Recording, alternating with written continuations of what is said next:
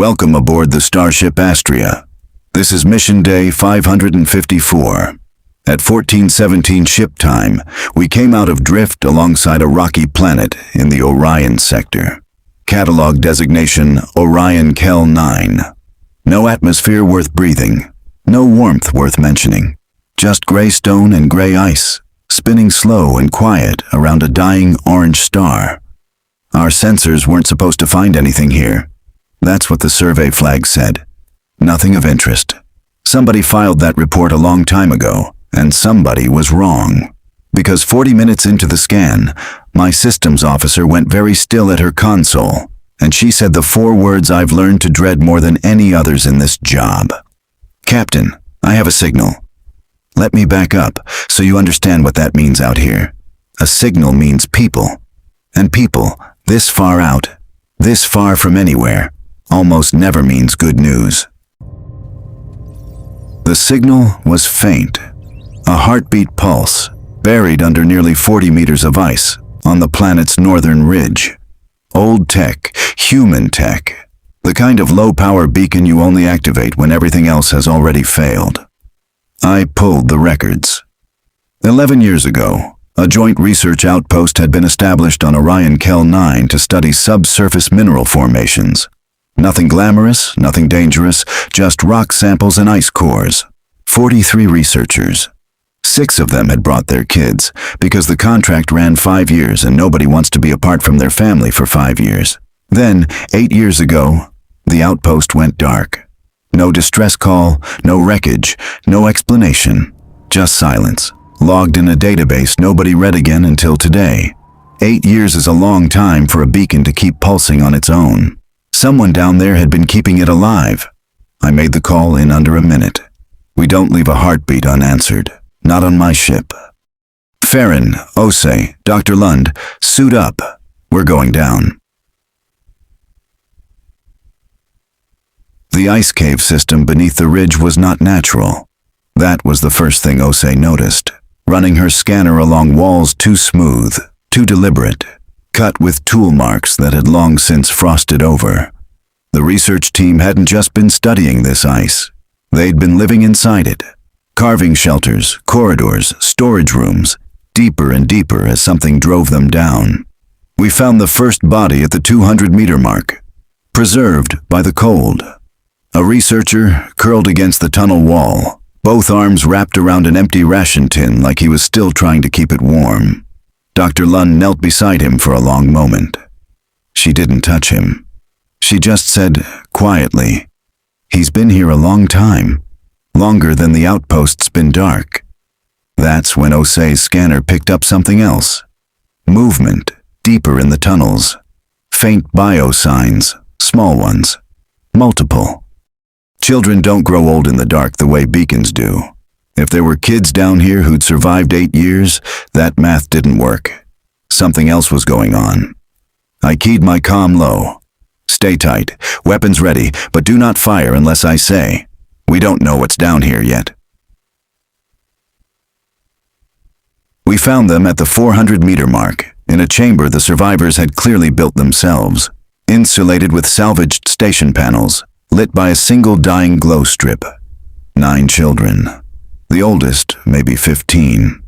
The youngest couldn't have been older than 5, and she'd been born down here.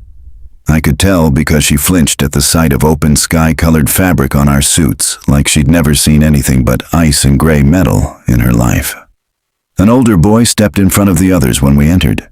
Thin, fierce, ready to fight 4 armed strangers with nothing but a length of pipe, because that's what 8 years alone in the dark teaches a child to do.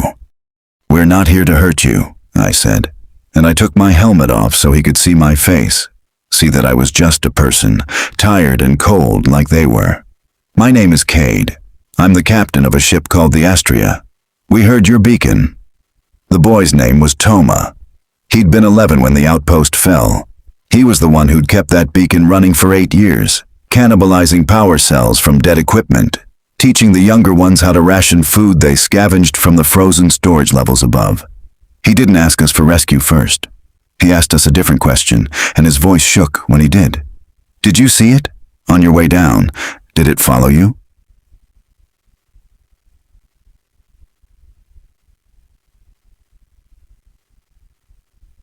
asked him what it was, and Toma told us the story the way you'd expect a child forced to grow up too fast to tell it. Flat, factual, like reciting something he'd repeated to himself so many times the horror had worn smooth. 2 years into the mission, the research team had drilled into a cavity deep beneath the ice, a natural chamber, sealed for what their instruments guessed was several thousand years. Inside it, they found something they couldn't classify. Not a machine, not quite an animal. A presence was the word the old logs used. A presence that didn't attack with claws or teeth. It attacked with feeling. Anyone who got close to that chamber came back changed, hollow-eyed, empty-voiced, the joy just gone out of them, like a light switched off behind the eyes. Within weeks, half the research team had stopped speaking entirely. Within months, the adults were gone. Not dead, worse than dead, some of the older logs said. Hollowed. The children were the last ones who noticed it happening to themselves and ran. It doesn't come into the deep tunnels, Toma said. Not since we sealed the connecting shaft, but some nights we still hear it, calling. It's... He struggled for the word, and Dr. Lund reached out and steadied his shoulder without a word. It's hungry for us, for how we feel.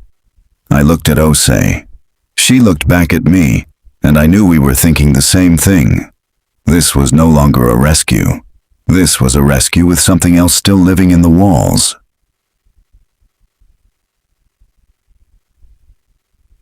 We began the extraction immediately. 9 kids, 4 adults, 400 meters of ice tunnel between us and the surface, and something down here that fed on the very things that make a person human. We were 300 meters up when the youngest girl, her name was Pila, I'd learn later, stopped walking. Just stopped, mid-step, in the center of the tunnel, and looked back the way we'd come with an expression that had no fear in it at all. That was the wrong part. No fear. Just a strange, drifting calm, like she was listening to a song only she could hear. Pila. Toma's voice cracked. Pila, don't listen to it. I scooped her up before she could take another step backward, and the moment I did, I felt it too.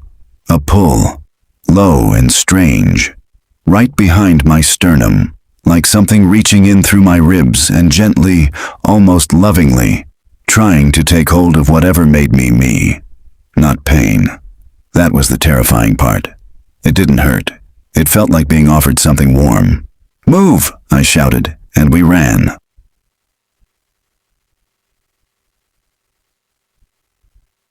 We didn't make it to the surface clean. At the 200-meter mark, the ice behind us cracked. Not naturally, not from cold, but from something forcing its way through a passage that had been sealed for years. I turned in time to see it. I wish I hadn't. I'll try to describe it, though the words don't sit right even now. It didn't have a fixed shape. It moved like smoke caught in water, dark and shifting, and where it passed close to the wall lights, the light didn't just dim. It seemed to lean toward it, like the glow itself wanted to go with it. It made no sound. It didn't need to. I could feel it in my chest the way you feel a bass note in a concert hall, pressing against something inside you that has no business being touched by outside forces. Farron opened fire. The rounds passed through it like it was fog. "Guns won't work," Dr. Lund shouted. It's not matter, not the way we understand it." I made a call I'd make again in a heartbeat, and it was this. We did not stop to fight it. We ran, children in our arms, toward the surface, toward the Astrea, toward anything that wasn't 400 meters of frozen dark, with something behind us that wanted to take the light out of 9 kids who'd already survived more than any child should.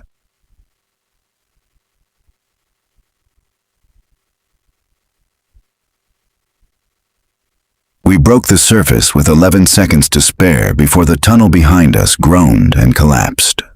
We were 300 meters from the shuttle when the sky above Orion Kel 9 changed.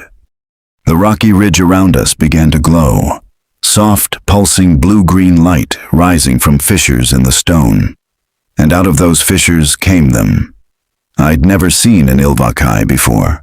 Translucent, bell-shaped forms, trailing long luminous tendrils, drifting through vacuum and thin atmosphere alike like the absence of air had never once been their problem.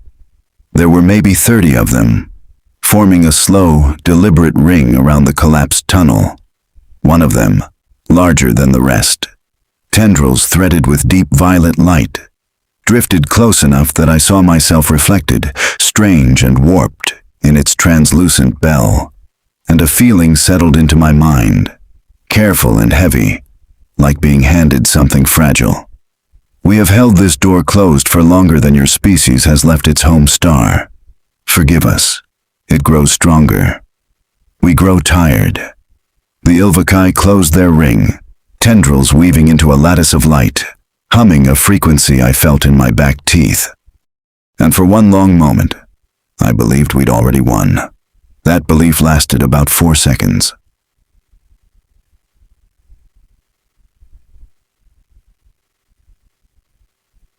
I'll tell you plainly what happened next, because it changed everything about how this mission ended. The creature surged up against the lattice, and this time, it didn't scream and fold. This time, it fed, on Pila's terror in the tunnel, on 8 years of 9 children's grief, on things no living creature is meant to carry away with it. And it came back stronger for the meal. The lattice of light cracked down the middle like glass under a hammer. The elder's voice hit my mind again, and for the first time since we'd met, it wasn't calm. It was afraid. It has never broken the lattice before. In 10,000 years, it has never broken the lattice. The creature didn't retreat back into the ice. It turned, impossibly, wrongly, toward open sky, and the space above the ridge tore. I don't have a better word for it. A ragged seam of black opened in the atmosphere, edges sparking with distortion, stars visible through it that had no business being visible from a planet's surface. The creature poured itself into that seam and vanished, and the seam sealed shut behind it like a wound closing, a wormhole, or something enough like one that the difference didn't matter anymore. It was gone, it was loose, and it was somewhere in open space, with the whole galaxy in front of it.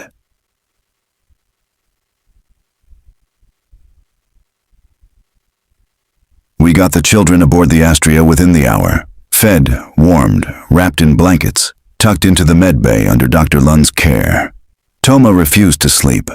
He sat by the observation window instead, watching the ice-blue curve of Orion Kel 9 shrink behind us, like some part of him didn't believe it was really over. I didn't believe it either. Because the Elder had followed us up, not physically. The Ilvakai don't survive long outside their planet's specific gravity band, but through a small crystalline relay it had pressed into Osei's palm before we lifted off. A single shard, deep violet, warm to the touch in a way stone shouldn't be. Through it, the Elder spoke to the whole bridge crew at once. The lattice was only ever meant to hold it in one place. Now it moves freely through the black between stars, and it will tear that seam open again wherever hunger calls it. It has fed. It will feed again. And it will not be alone in what it finds out there. I asked the only question that mattered. Can it be stopped? Once. Long ago, 3 crystals bound it, not one. My people scattered the other 2 across the dark, guardians upon guardians, so no single failure could ever free it. One remains with my kind. The second, I do not know if its keeper still lives. The third was lost when a vessel carrying it was pulled into one of the creature's old wounds in space, centuries before your kind learned to fly. 3 crystals, 1 in our hand. 2 more, somewhere out in the dark, 1 possibly still guarded, 1 possibly lost forever inside whatever place that old wormhole had dragged it. Then we go find them, I said. Osei, plot every rift signature that thing might leave behind. If it's tearing holes in space, we can track the tears.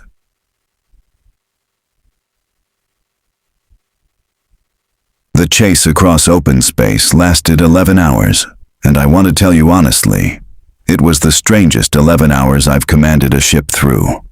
The creature didn't move like anything with a destination. It tore a seam near a dead moon on the edge of the sector, lashed out at a passing cargo hauler crew who reported the stars going wrong, for 6 full seconds before it vanished again. It opened a rift directly above a mining platform's docking ring, and for one horrific moment, half the platform's crew went hollow-eyed and silent before we arrived close enough to force it back through with the Astrea's forward deflector array at full output. The first time, as far as I know, that a human ship had ever driven something like that off with brute engineering instead of a weapon built to kill it. It didn't want to fight with us. Not directly. It wanted feeling, fear, grief, longing, anything raw enough to feed on. And it found it wherever frightened people happened to be standing when a seam of black tore open above their heads. That's the part that still unsettles me most. It wasn't hunting us, it was hunting anyone.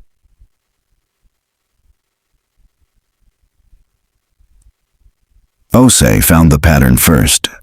"Captain, the rift signatures aren't random. Look at the decay trail on each tear. They're leaving microfractures in local space-time, and those fractures are pointing back towards something. A center of mass. Something old, still out there, still exerting pull." "The lost crystal," I said. "Maybe. Or whatever's still holding it." We followed the fracture trail to a debris field 8 light minutes out. The wreckage of a vessel unlike anything in our database. Hull plating scorched not by weapons fire, but by something that had torn it open from the inside out, centuries ago, and left it drifting in a pocket of warped space ever since. A graveyard held together by the same wrongness the creature carried with it.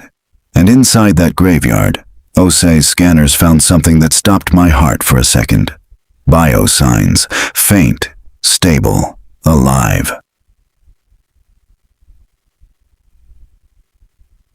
We brought the Astrea in slow, careful, because a field that could hold a derelict ship intact for centuries without the black of space tearing it apart is not a field you want to test the edges of carelessly.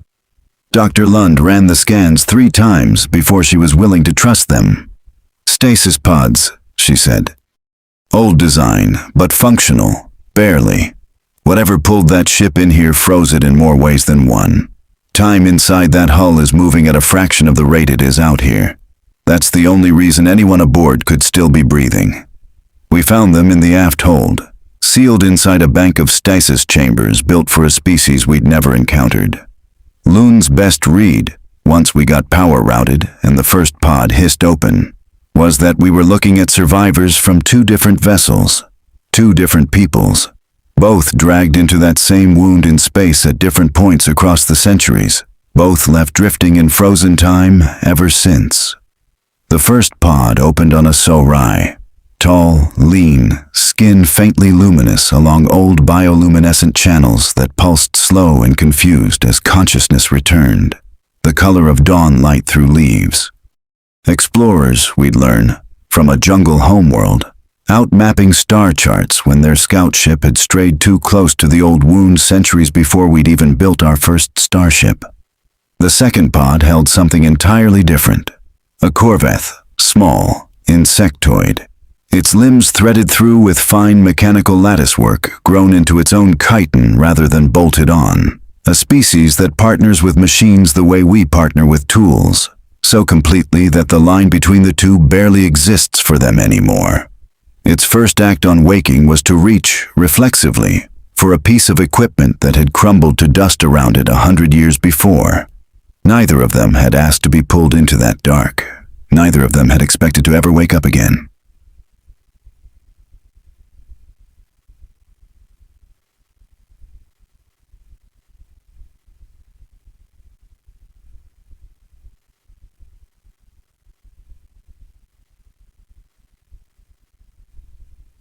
That's when the creature found us. It tore its seam directly above the debris field. No warning, no distant tremor, just black unzipping the stars in an instant. And this time it came through fast, already reaching for the fresh fear radiating off 2 people who'd just woken from a centuries-long nightmare into another one. I gave the order before I'd even finished thinking it. "Shields to the aft hold. Full power now. Farron, get those stasis survivors to the medical bay. Osei, hard reverse. Put the hull between them and it." The Astrea shuddered as the creature's edge grazed our deflector field. and for the first time, I understood exactly what Dr. Lund had meant back on Orion Kel 9. It didn't hit like a weapon. It hit like a question, a pressure behind the ribs, an offer of something warm and hollow, pressed against 300 crew and 2 newly woken strangers, all at once. We held. Barely. And in the chaos, Osei caught something on sensors that changed the whole shape of what came next. Captain, the Corvette, I think it's carrying something. It was, tucked into a sealed compartment grown directly into its own carapace, protected instinctively across centuries of frozen sleep the way you'd guard the last thing that mattered. A second crystal shard, pale green, cool where the Ilvakai's was warm, humming with a frequency that made the Elder's relay shard in Osei's palm flare bright violet in response, like 2 old friends recognizing each other after 10,000 years apart. The second guardian crystal, the Elder's voice said in all our minds at once, and for the first time, I heard something in that flat, careful tone that sounded almost like hope. The Corvette's vessel, it was the guardian ship. Its people were the second keepers. We believed them lost with it centuries ago. 2 crystals now aboard the Astrea, one in Osei's palm. One that a small mechanical-souled explorer had carried through 100 years of frozen sleep without ever knowing what it truly was. We still didn't have the third, but 2, the Elder told us, might be enough. If we could get back to Orion Kel 9 before the creature tore open its next wound.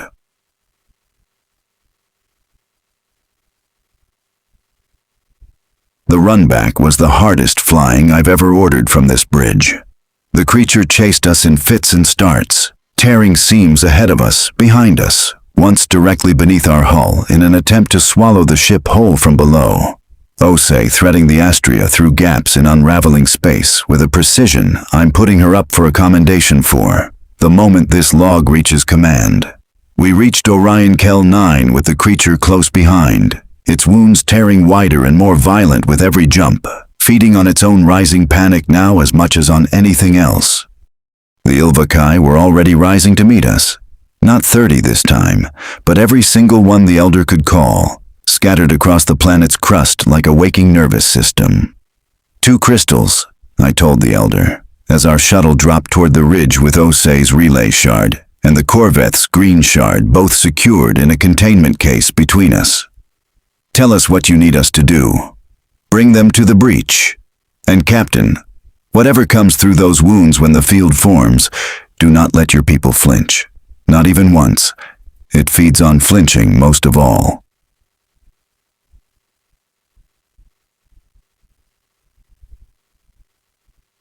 What happened over the next several minutes is the part of this log I still have trouble putting into plain words, so I'll do my best.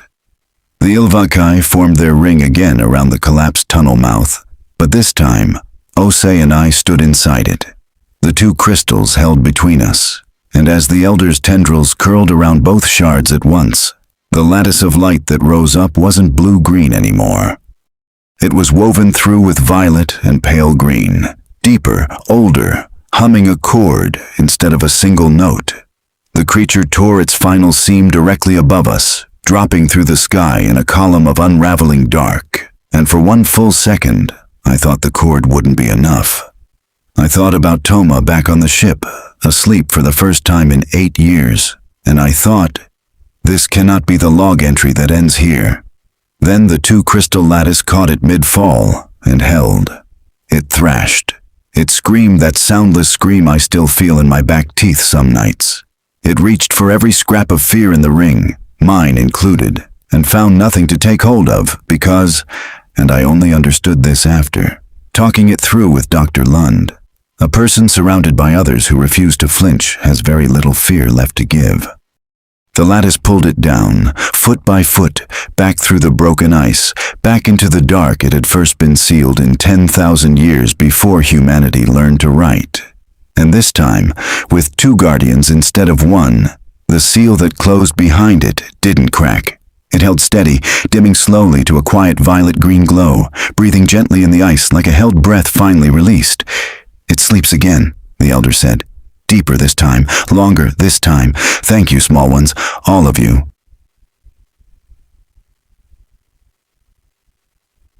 We lifted off Orion Kel 9 for the second and final time an hour later, and the Astrea's medical bay was fuller than I'd ever seen it. 9 children, 4 survivors, 1 Sorai explorer still relearning how sunlight worked through a viewport, 1 Corvette methodically, joyfully rebuilding a tiny mechanical bird out of spare parts Farron had scrounged from a supply locker, just to have something familiar to hold. The Sorai, her name, once we could pronounce it properly, was closest to Illith, found me on the observation deck that evening, her skin pulsing soft gold, with what Dr. Lund guessed was the Sorai equivalent of gratitude. "Your people did not have to come back for the small one's cries," she said, her voice like wind through leaves. "And you did not have to come back for strangers frozen in the dark. Twice, you chose the harder path. The Corvette, it introduced itself through a small vocal synthesizer stitched into its own chitin, a voice like chimes, said less, but it pressed something small and cool into my palm before returning to its work. A tiny mechanical star, no bigger than a coin, humming faintly. A keepsake, it chimed. So you remember, some debts do not end when the rescue does."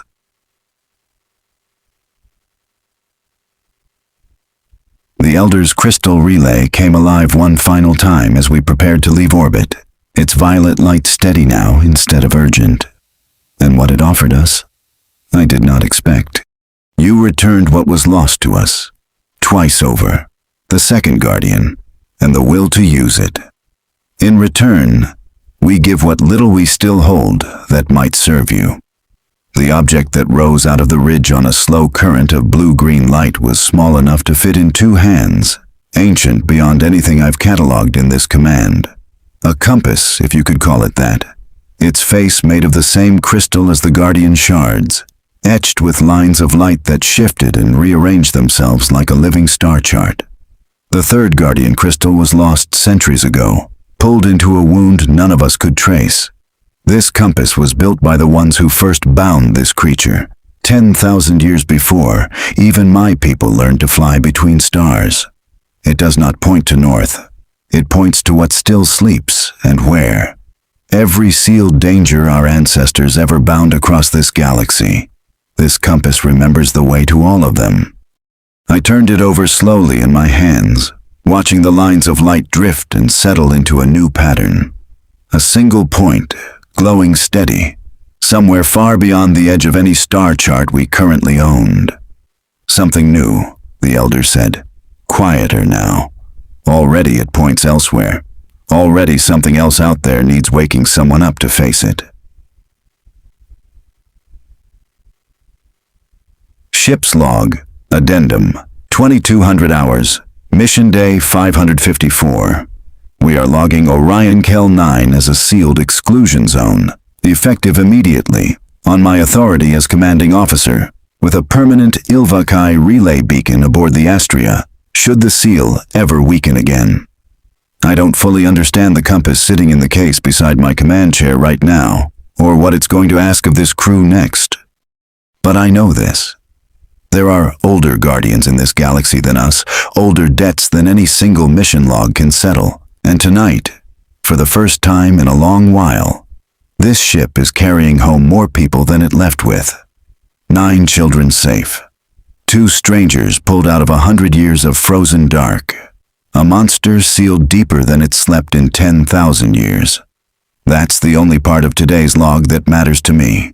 This is Captain Marcus Kade, aboard the Astrea. Mission day 554, signing off. Setting a new course toward whatever that compass is pointing at next. We'll pick up the drift again once everyone's home safe, and then we go see what else is sleeping out there. End log.